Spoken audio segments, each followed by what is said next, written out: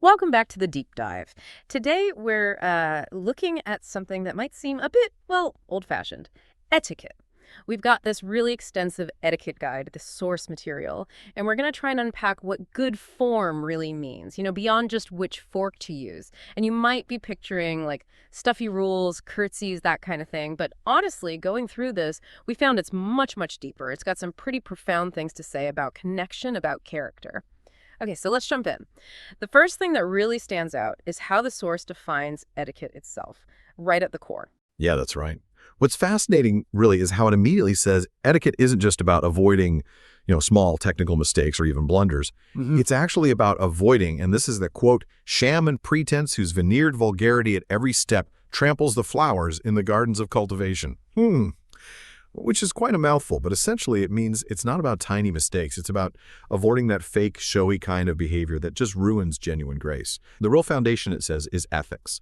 And that's supported by things like good taste, speaking correctly, quiet behavior, and proper dignity. Wow, okay. So it's not about perfection, it's about being genuinely considerate. That really shifts the perspective, doesn't it? Because then you start to wonder, how did all those sometimes very rigid rules actually reflect that? Or maybe sometimes did they even get in the way of that core idea? The source brings in Coleridge's definition, too. A gentleman is someone who shows respect consistently, but also expects respect back. It really pushes this idea of equality, well, sort of equality, even with different ranks. And it challenges that notion that politeness is, all give and little return. Exactly. And that connects directly to this idea of best society. Yeah. The source is very clear. This isn't about being rich or having a fancy title, not at all. It calls it an association of gentlefolk and their credentials. Things like good form in speech, charm of manner, knowledge of the social amenities, and instinctive consideration for the feelings of others. So it's all character-based, not about your bank account or your family tree. I love that distinction it makes, too, between manners and manner. That's quite subtle. It says manners are made up of trivialities of deportment, which can be easily learned, the surface stuff. But manner is personality, the outward manifestation of one's innate character and attitude toward life. So you can learn the rules, the manners, right? But if your core manner, your actual personality and attitude isn't aligned, it won't feel real. Like a gentleman isn't flashy or pushy because that's just not who a, quote, well-bred person is supposed to be deep down. It's polish versus actual substance. And that leads to another key point. The source says the hallmark of so-called vulgar people is unrestricted display of uncontrolled emotions. Whether that's someone shouting at their husband in public or an engaged couple getting way too cozy where everyone can see, these things jar the sensibilities of others. They're just considered bad form. So self-control, real self-control is held up as incredibly important. If you pull back and look at the big picture, it's saying etiquette isn't just the actions. It's the self-regulation, the consideration that you bring to everything. It's about integrity shaping what you do. Okay, so if it's really about this inner manner, this genuine consideration, how did that philosophy actually play out in the day-to-day stuff? Like introductions, those seem so specific. Our sources get right into the details, like that weird rule, you can ask a guy if he's met a lady, but you never ask a lady if she's met a gentleman, and don't say, do you not? Apparently, best society always says, don't you? These feel tiny, but they actually highlight something, don't they? That deference to women at the time and how even small language choices reinforce social structures. Right, but it also raises questions about how rigid these rules really were in practice.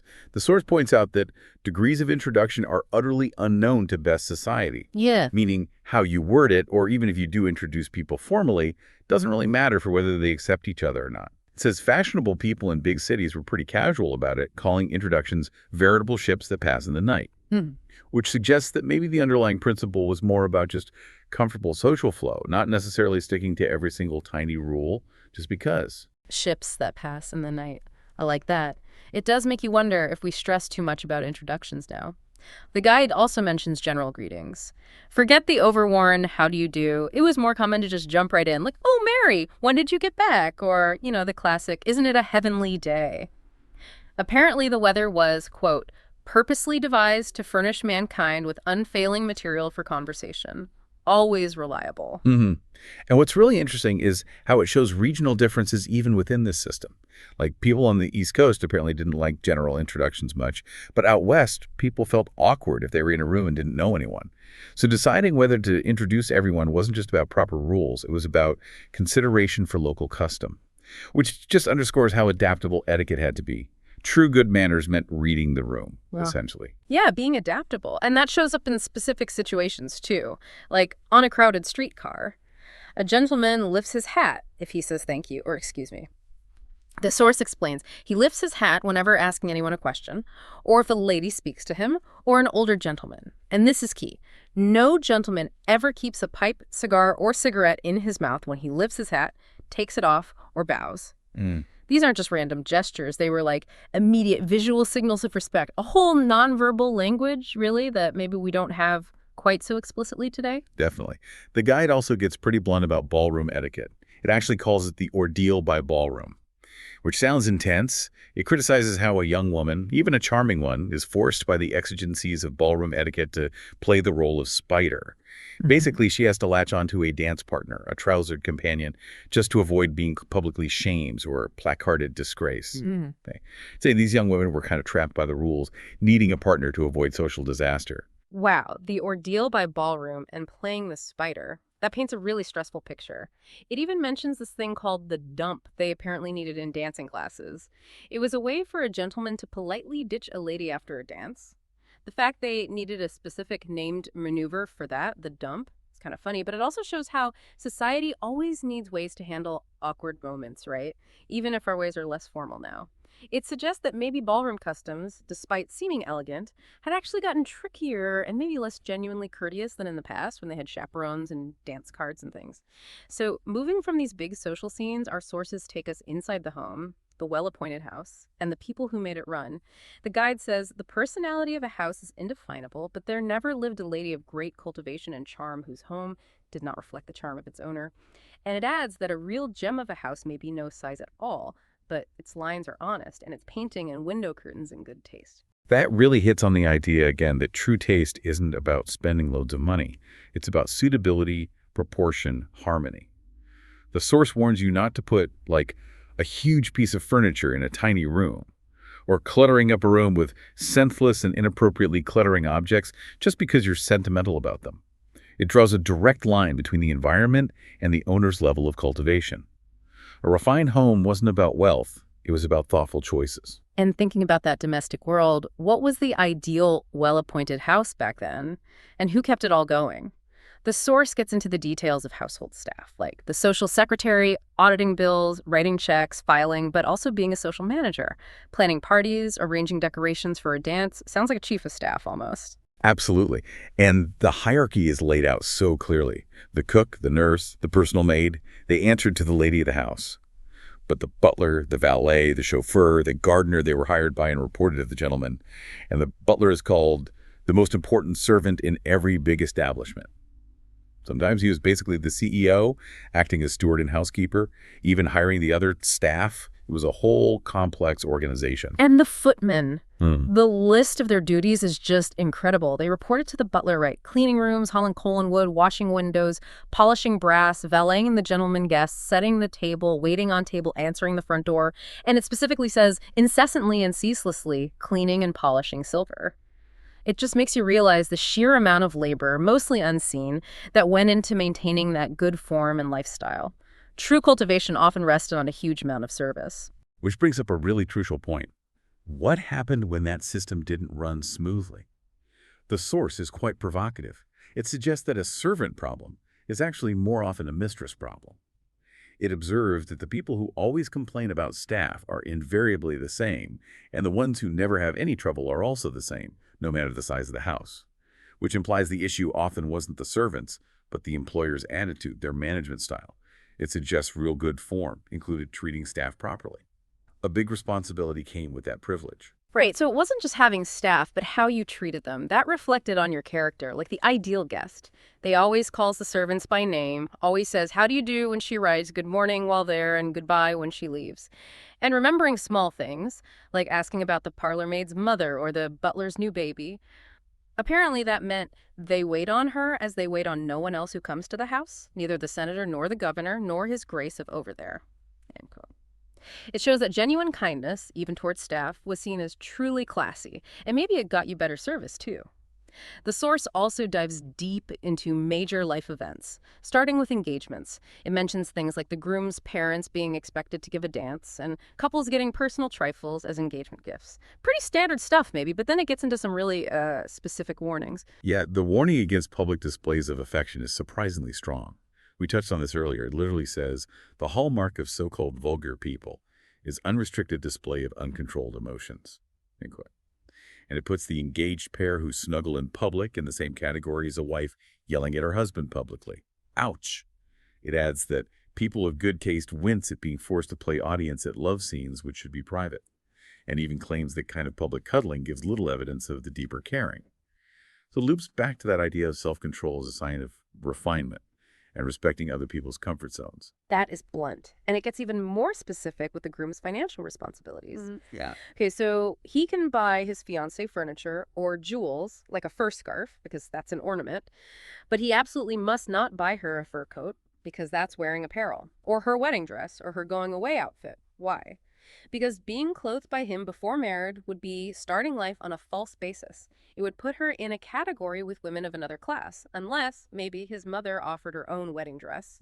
These rules seem so bizarre now, but they tell you so much about the underlying ideas of financial independence, or lack thereof, and those really rigid class lines back then. Absolutely. It shows how deep those norms went. The source also really stresses the vital importance of rehearsal for a wedding.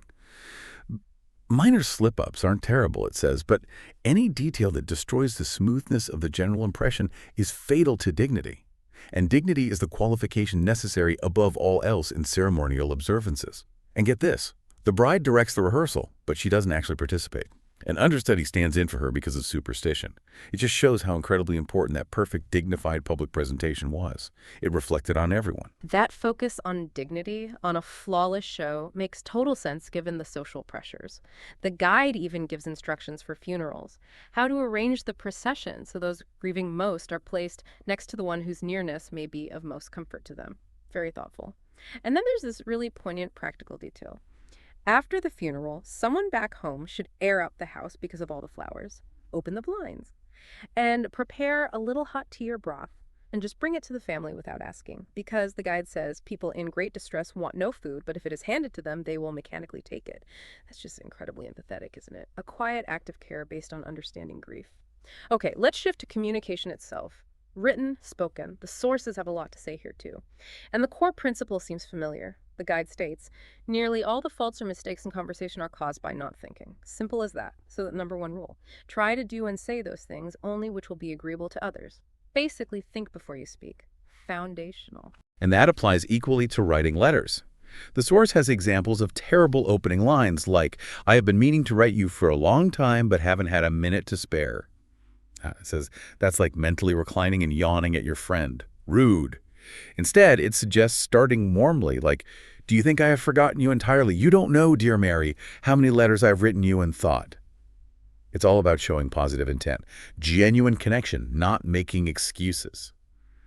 That's a lesson that holds up for any communication, really. Email, text, whatever. Totally. It's such a simple shift, but powerful, and it applies to just chatting, too. The source warns you not to let a pleasant, amiable discussion turn into contradiction and argument. A well-bred person, apparently, never says you are wrong or nothing of the kind, strong words. Instead, if you really disagree, you should just smoothly switch to another subject for a pleasanter channel of conversation, prioritizing harmony over winning the argument. And the advice about letters filled with petty misfortunes is pretty direct, too. Don't fill pages complaining about the cook being sick, or your slight cough, or how badly the kids are doing in math. It says bluntly, her husband and her mother would be interested, but no one else. How could they be? It's basically saying, know your audience. Tailor what you share. Don't just dump your daily complaints on everyone. Be relevant. And even for really emotional things, like writing a sympathy note, the advice is surprisingly simple. Write as simply as possible and let your heart speak as truly and as briefly as you can. Forget, if you can, that you are using written words. Think merely how you feel, then put your feelings on paper. That is all. That just sounds like timeless wisdom, doesn't it? Authenticity and brevity matter most in those moments. All right, our deep dive wraps up with travel, which kind of pulls all these threads together on a global stage. The basic rule for travelers: to do nothing that can either annoy or offend the sensibilities of others. Seems straightforward, but crucial when you're a guest elsewhere. Exactly. And it becomes especially important when you're abroad.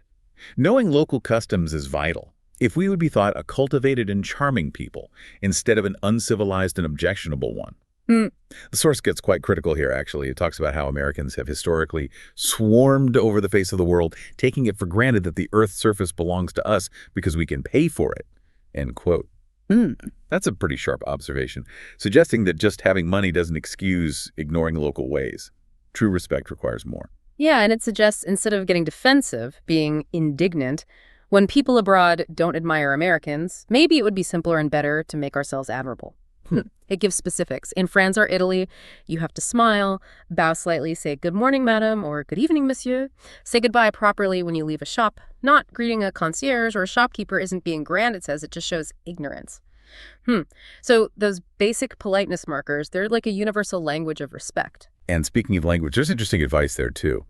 Unless you're basically fluent, it is much better to talk English with Europeans. Why?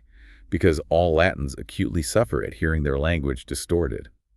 It points to this deep love Europeans have for their languages. The implication is a respectful attempt in clear English is better than mangling their tongue, even if you mean well. It's about causing the least discomfort. Okay, so bringing this all together, what's the takeaway for us today? Is etiquette just a relic? The source itself wonders if it might soon be a subject for an obituary, but then it pivots. It notes that we have advanced prodigiously in aesthetic taste. It's easier now to have nice things, beautiful surroundings. Right, and that leads to the final powerful idea. The real point of all these guidelines isn't just the dusty old rules. It's recognizing that genuine cultivation, things like honor, consideration for others, what the guy calls the perfect manner, those things are still incredibly valuable. It points to examples like Abraham Lincoln's character, or the smooth command of a successful business leader.